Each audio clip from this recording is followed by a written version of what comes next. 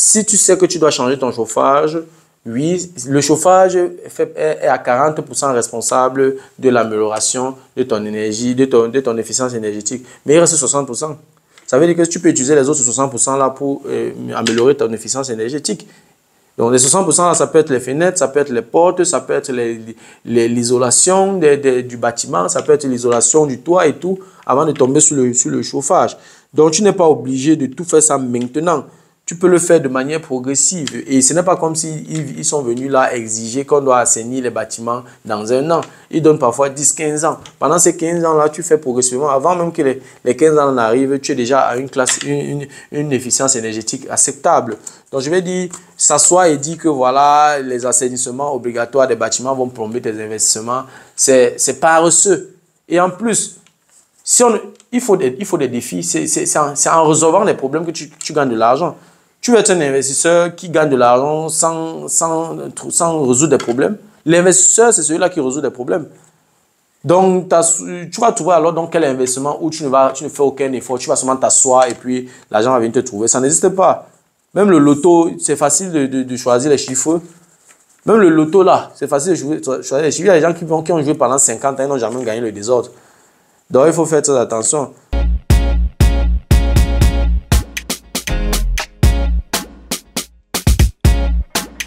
Salut à toi et merci encore une fois de plus d'avoir cliqué sur ma vidéo. Si c'est ta première fois de passer par ici, je m'appelle Fabrice Sopop. Je suis ingénieur en génie mécanique et en même temps investisseur immobilier depuis plusieurs années déjà. Dans cette chaîne, je parle de deux thèmes. Je parle d'intelligence financière, je parle d'investissement immobilier. Voilà, si ces deux thèmes t'intéressent, abonne-toi tout simplement à cette chaîne pour ne manquer aucune vidéo. Et si en plus de ça, tu actives la cloche de notification, alors tu recevras de manière automatique une notification lorsqu'une nouvelle vidéo sera publiée. Voilà, si entre-temps tu as des questions, des remarques, des suggestions, des critiques ou alors des propositions d'amélioration, n'hésite pas de m'écrire en commentaire. Un like me ferait énormément plaisir. Si tu as besoin de mon expertise, tu peux me contacter à tout moment via les coordonnées qui s'affichent à l'écran. Tu peux également me recommander auprès de tes prochains pour les permettre de profiter également de mes connaissances. Quand je parle de connaissances ici, je parle d'accompagnement dans l'investissement immobilier, je parle d'accompagnement dans la fiscalité immobilière, je parle de formation immobilière qui peut être en présentiel, qui peut être virtuelle. Voilà, si tu aimerais mettre de l'ordre dans tes finances, tu peux également me contacter. Si tu as déjà investi dans l'immobilier et tu aimerais faire grandir ton patrimoine immobilier, tu peux également me contacter. Voilà, si tu as des proches qui aimeraient investir dans l'immobilier en Allemagne, qui vivent en Allemagne ou pas, tu peux également me mettre en contact avec eux. Voilà, dans la vidéo d'aujourd'hui, je vais parcourir quelques préjugés des personnes, n'est-ce pas, qui passent tout le temps, au lieu de se concentrer sur leur santé financière, au lieu de se concentrer sur leur vie, au lieu de se concentrer sur comment ils vont faire pour améliorer leur jour difficile ou leur dernier jour. Ils passent leur temps à, voilà, soit à décourager les autres, soit à trouver des alibis, des prétextes pour ne pas se lancer dans les investissements. J'ai parcouru je vais parcourir dans la vidéo d'aujourd'hui quelques préjugés que j'aimerais partager avec toi. Voilà, si tu veux en savoir plus, reste scotché. La suite, juste après le générique.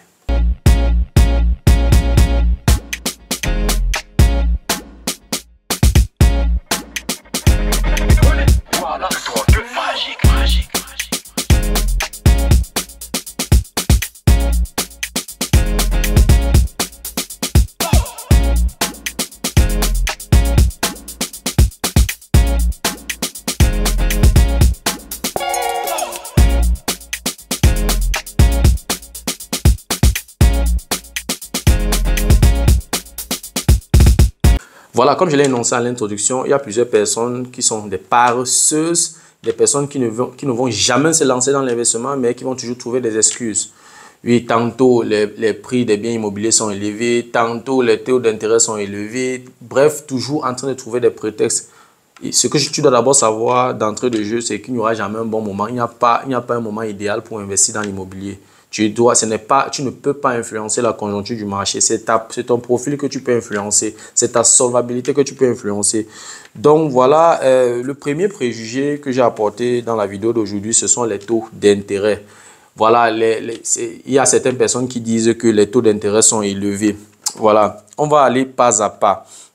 Déjà, pour un bien immobilier de 100 000 euros, l'annuité moyenne actuellement, si on part sur la base d'un taux d'intérêt de 4,5% et d'un taux de remboursement de 1,5%, si tu as une bonne solvabilité avec un financement à 100%, c'est-à-dire que la banque finance le prix d'achat à 100%, ça va te faire à peu près 6% d'annuité, c'est-à-dire 6 000 euros, 6% de 100 000 euros, 6 000 euros divisé par 12, ça fait 500 euros de mensualité.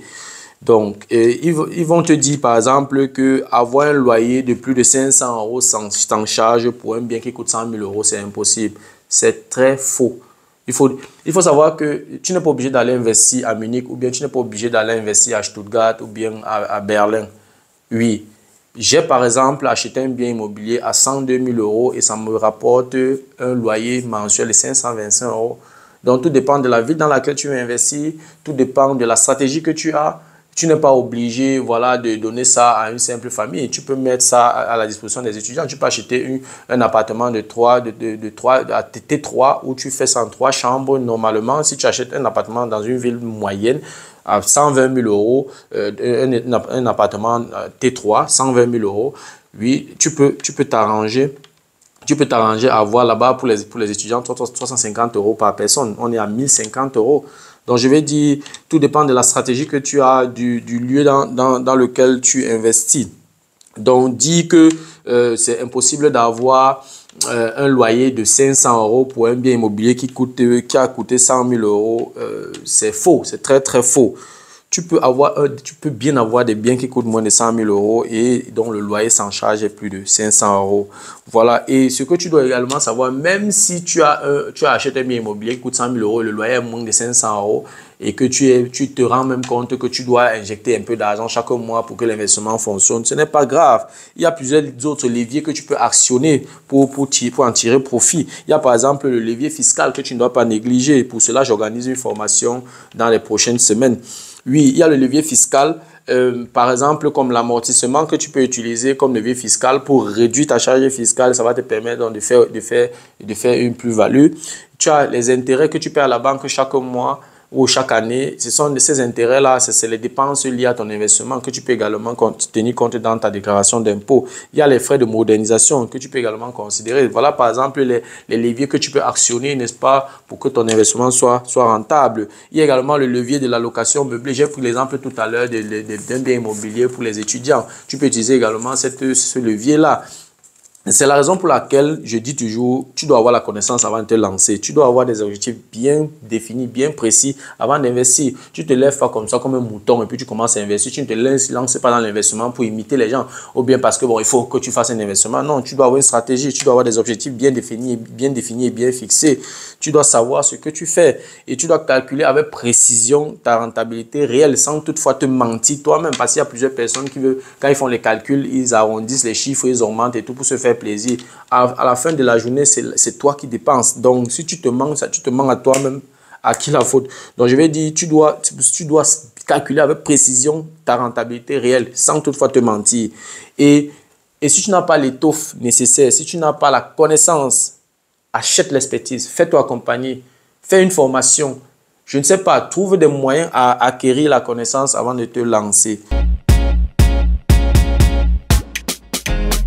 Désolé pour l'interruption, j'organise un workshop sur la fiscalité immobilière le samedi 19 octobre 2024 à Münster. Et la formation aura lieu de 9 h à 18 h. Et pour cette formation, j'ai prévu deux pauses, une pause de 45 minutes et une pause de 15 minutes.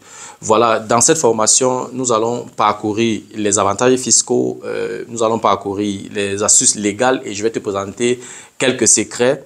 Comment faire pour réduire ta charge fiscale. Nous allons parcourir également quelques erreurs à éviter. Il y a beaucoup d'erreurs que tu peux commettre lorsque tu ne t'y connais pas dans la fiscalité immobilière. Tout commence déjà dans le certificat de vente. Il y a des mentions que tu dois faire dans le certificat de vente. Pendant cette formation, je vais te montrer exactement ce que tu dois mentionner dans le certificat de vente pour profiter au maximum des avantages fiscaux. Nous allons également parcourir les paramètres et les calculs. Nous allons faire des calculs ensemble. On va prendre des exemples, on va faire des calculs.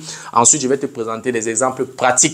C'est-à-dire à partir de mes consultations, de mes accompagnements et à partir de mes biens immobiliers, moi-même, on va parcourir ces exemples pratiques.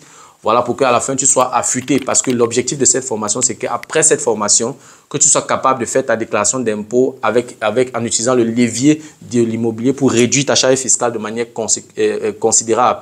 Et je ne te transmets pas ce que j'ai lu, ou bien ce que j'ai regardé, ou bien ce que j'ai entendu. Je te transmets ce que je fais tous les jours. Voilà par exemple mes restitutions fiscales les 2 dernières années.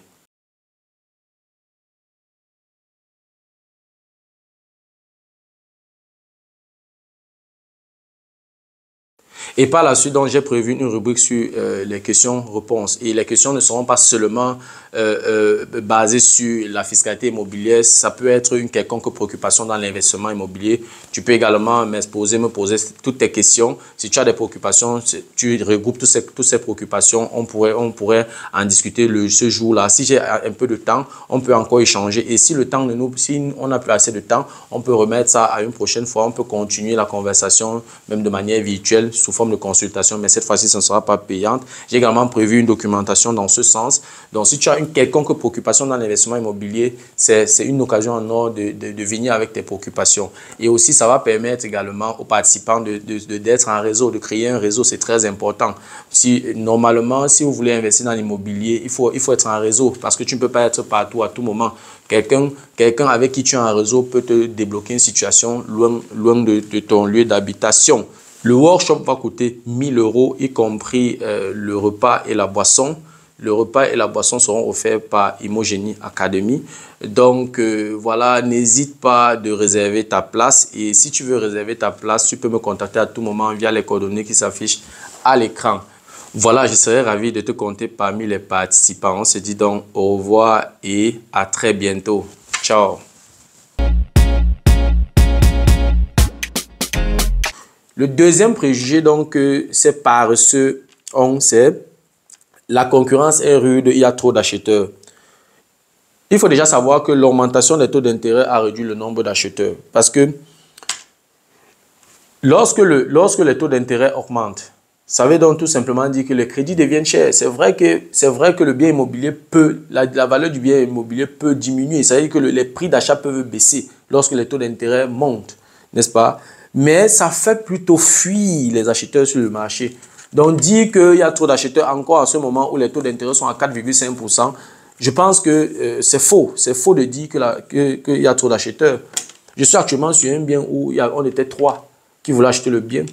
Donc, ça veut dire que ce n'est pas comme avant où il y avait les taux d'intérêt de 1%. On parle de 2020-2021 où il y avait les taux d'intérêt. Les taux d'intérêt étaient à 1%, 1,5%. Tu arrivais dans une visite, pendant une visite comme ça, tu as 20 personnes. Ce n'est pas le cas. Donc, le dit maintenant, c'est très, très faux. Et ce sont ces mêmes gens qui disaient par le passé que oui, il y a trop d'acheteurs et les taux d'intérêt étaient bas et il y a trop d'acheteurs et les biens immobiliers sont chers. Parce que si les taux baissent de manière automatique, les prix des biens immobiliers montent.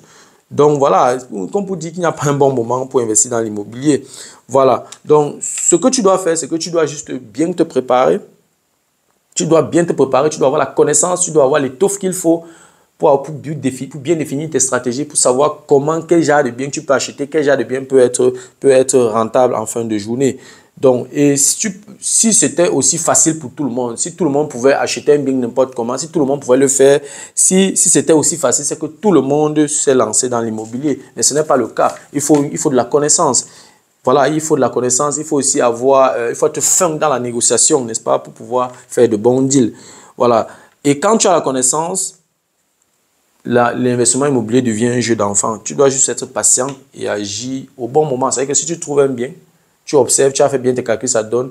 Lorsque tu es convaincu que ça passe avec tes objectifs, ça passe exactement avec ce que tu t'es fixé comme objectif selon ta stratégie, alors n'hésite même pas, agis, achète le bien, tout simplement. C'est quelqu'un qui disait que si le bien est rentable, alors achète sans réfléchir. Donc, le troisième préjugé, c'est que ces paresseux disent que l'État s'immisce tout le temps dans le marché immobilier. Mais c'est de bonne guerre. C'est de bonne guerre. Nous ne sommes pas dans l'anarchie, on n'est pas ici en brousse. L'État est l'agent régulateur de la société. C'est l'État qui fixe les lois. C'est l'État qui nous dit comment est-ce qu'on doit marcher dans un pays. L'État a pour mission, la mission de l'État, c'est de réguler le jeu. Donc, tout ce que tu dois faire, tu n'as rien à faire, tu ne peux pas changer ça. Tu ne peux pas influencer l'État. Tu ne peux pas influencer l'État, sauf si tu es Bill Gates ou bien tu es, je ne sais pas, Elon Musk, je ne sais pas, mais tu ne peux pas influencer l'État. Donc, tu vas seulement subir. C'est de bonne guerre. Donc, il faut juste t'informer tout le temps sur les nouvelles lois et tout faire pour transformer les lois fixées, les lois qui sont implémentées, utiliser plutôt ces lois-là pour générer des investissements. Je vais prendre un exemple simple sur les lois, par exemple, sur l'efficience énergétique. Oui, à cause de ces problèmes d'efficience énergétique, surtout en Allemagne, ça fait en sorte que les gens se sont précipités à liquider leurs biens immobiliers. C'est le bon moment maintenant pour toi qui connais ce que tu fais. Tu attrapes ce genre de bien, un bien normalement qui coûte 400 000 euros, à cause du problème d'efficience énergétique, la personne te vend le bien à 300 000 euros. Ça fait déjà qu'à l'achat, tu as fait un gain de 100 000 euros. Pourtant, tu sais très bien que tu vas seulement peut-être changer les fenêtres, tu vas faire peut-être une petite isolation, à moins qui ne va même pas te coûter 20 000 euros. Et puis, subitement, tu améliores l'efficience énergétique. Donc, il va dire, il faut seulement, voilà, il faut d'abord t'informer, il faut bien lire. Tu dois t'informer sur cette nouvelle loi et transformer donc ces lois en rendement pour tes investissements. Donc, c'est un peu ça. Donc, ne t'assois pas là et dis que voilà, comme l'État s'y mixe, je ne peux pas me lancer dans l'investissement. Dans tous les États du monde, l'État va toujours s'y mixer. C'est son droit, c'est de bonne guerre. C'est l'État qui régule le jeu. Le quatrième préjugé donc, que ces paresseux utilisent, c'est que les assainissements obligatoires des bâtiments vont plomber mes investissements. Ce n'est pas totalement faux. Oui, les assainissements obligatoires peuvent plomber tes investissements. Mais lorsque tu as la connaissance, lorsque tu sais ce que tu fais, lorsque tu sais ce que tu veux, lorsque tu as des objectifs bien fixés, ça ne te concerne pas. Ça ne te concerne pas parce que s'il y a des assainissements obligatoires, tu n'es pas obligé de tout faire ça au même moment. Je vais encore revenir l'exemple sur l'amélioration de l'efficience énergétique, surtout en Allemagne où on interdit tout ce qui est énergie fossile. Oui, pour changer ça, il te faut certes beaucoup d'argent, oui, mais ça ne se fait pas du jour au lendemain. Tu n'es pas obligé de tout faire ça maintenant. Oui, si tu sais que tu dois changer ton chauffage, oui, le chauffage est à 40% responsable de l'amélioration de ton énergie, de ton efficience énergétique. Mais il reste 60%. Ça veut dire que tu peux utiliser les autres 60% là pour améliorer ton efficience énergétique. Donc les 60% là, ça peut être les fenêtres, ça peut être les portes, ça peut être l'isolation du bâtiment, ça peut être l'isolation du toit et tout, avant de tomber sur le chauffage. Donc tu n'es pas obligé de tout faire ça maintenant. Tu peux le faire de manière progressive. Et ce n'est pas comme s'ils sont venus là exiger qu'on doit assainir les bâtiments dans un an. Ils donnent parfois 10-15 ans. Pendant ces 15 ans-là, tu fais progressivement. Avant même que les 15 ans n'arrivent, tu es déjà à une efficience énergétique acceptable. Donc, je vais dire, s'asseoir et dire que voilà, les assainissements obligatoires des bâtiments vont plomber tes investissements. C'est paresseux. Et en plus, il faut des défis. C'est en résolvant les problèmes que tu gagnes de l'argent. Tu veux être un investisseur qui gagne de l'argent sans résoudre des problèmes. L'investisseur, c'est celui-là qui résout des problèmes. Donc, tu vas trouver alors dans quel investissement où tu ne fais aucun effort. Tu vas seulement t'asseoir et puis l'argent va venir te trouver. Ça n'existe pas. Même le loto, c'est facile de choisir les chiffres. Même le loto là, c'est facile de choisir les chiffres. Il y a des gens qui ont joué pendant 50 ans et n'ont jamais gagné le désordre. Donc, il faut faire très attention. Donc, en ce qui concerne c'est l'assainissement des bâtiments pour améliorer l'efficience énergétique, tu peux par exemple décider que cette année, tu changes les fenêtres. Dans 2 ans, tu renouvelles l'isolation des murs. 2 ans après, l'isolation de la toiture. 2 ans après, l'isolation de la cave. Et puis, c'est pas 5 ans après, tu renouvelles le chauffage. Tu changes le système de chauffage. Donc, en 10 ans, tu vois que si on calcule tout ça, en 10 ans, tu améliores ton efficience énergétique. Ça veut dire que si l'État a fixé 15 ans, avant que les 15 ans arrivent, tu as déjà une efficience énergétique de classe A. Donc, voilà, s'asseoir et dire que voilà, l'État s'y mixe, c'est trop facile. Et encore une chose, si tu veux te lancer dans ce couloir où tu veux améliorer ton efficience énergétique, ne le fais pas seul. Tu as besoin de la compétence. Il faut contacter les conseillers en énergie qui vont t'accompagner, qui vont t'aider dans la programmation. Et que si tu dis que dans chaque 2 ans, tu veux améliorer un compartiment, par exemple les fenêtres, les portes, le toit et tout, tu dois tout faire pour avoir un expert, un conseiller en énergie à tes côtés. C'est lui qui va te dire quel sera l'impact d'une amélioration sur ton efficience énergétique. C'est un peu ça. Le 5e préjugé que ces paresseux utilisent, c'est que les locataires dérangent beaucoup et ne paient pas les loyers. En fait, ça, ce sont des propos de profanes, des propos, des propos des personnes qui ne s'y connaissent pas, parce que le quota des locataires nomades, c'est-à-dire que des locataires qui dérangent, qui ne payent pas leur loyer normalement, est très faible. On est à moins de 1% de la population allemande. Je parle de l'Allemagne parce que je maîtrise le marché allemand. On parle ici de 15 000 cas sur 82 millions d'habitants. Et je pense que c'est un quota quand même qui est négligeable, mais ça ne veut pas dire que voilà, tu ne peux pas tomber sur ce genre de locataire. Donc, il faut seulement faire très attention. Tu dois faire ton taf au préalable. Il faut t'appliquer pendant la modernisation en fonction de ta cible. Donc, ne modernise pas un bien juste pour moderniser. Tu ne peux pas vouloir avoir un ingénieur dans un appartement et tu modernises ça comme si tu voulais donner à un étudiant, par exemple. Donc, tu dois moderniser en fonction de ta cible. C'est lorsque tu fais le mauvais casting, tu choisis mal le lieu où tu veux investir, tu choisis mal le type de modernisation, tu choisis mal la cible que tu peux facilement te retrouver à être dans l'obligation d'accepter un locataire nomade. Donc, prends le temps pendant la recherche de ton locataire. Ne te précipite pas. N'accepte pas le premier venu. Et lorsque tu as déjà plusieurs personnes qui sont intéressées par ton bien que tu mets en location, étudie la solvabilité de ton futur locataire. N'oublie pas d'interroger l'ancien bailleur de ton futur locataire. C'est très important. Et ne donne pas ton bien immobilier à quelqu'un que tu n'as jamais vu et que tu n'as même pas encore touché. Tu dois le saluer, tu dois le regarder en face. Voilà, parce qu'il va vivre dans ton bien, donc tu dois au moins le voir. Parce qu'il y a des petits signes qui ne trompent pas. Il y a quelque chose que tu peux remarquer pendant que tu causes avec lui et puis tu dis, ok, je m'arrête là, on peut pas collaborer ensemble. Et écoute ton intuition, ce que les Allemands appellent Bauchgefühl. Donc écoute ça. Et pour cela, tu as besoin de la connaissance. Quel que soit ce que tu vas faire, tout ce que je raconte ici, là, si tu n'as pas la connaissance, c'est peine perdue. Tu vas t'embrouiller, tu vas te cogner la tête tous les jours, tu vas faire des erreurs qui vont te coûter extrêmement cher. Voilà, c'était tout pour la vidéo d'aujourd'hui. J'espère que la vidéo a été à la hauteur de tes attentes. J'espère surtout que tu as appris quelque chose. Voilà, si la vidéo t'a plu, je te prie de la partager au maximum. Et si les contenus de cette chaîne t'intéressent, abonne-toi tout simplement à cette chaîne pour ne manquer aucune vidéo. Et si en plus de ça, tu actives la cloche de notification, alors tu recevras de manière automatique une notification lorsqu'une nouvelle vidéo sera publiée. Voilà, si entre-temps tu as des questions, des remarques, des suggestions, des critiques ou alors des propositions d'amélioration, n'hésite pas de m'écrire en commentaire. Un like me ferait énormément plaisir. Voilà, si tu as besoin de mon expertise, tu peux me contacter à tout moment via les coordonnées qui s'affichent à l'écran. Tu peux également me recommander auprès de tes prochains pour leur permettre de profiter également de mes connaissances. Merci encore pour ta disponibilité. Merci pour ton attention. C'était Fabrice de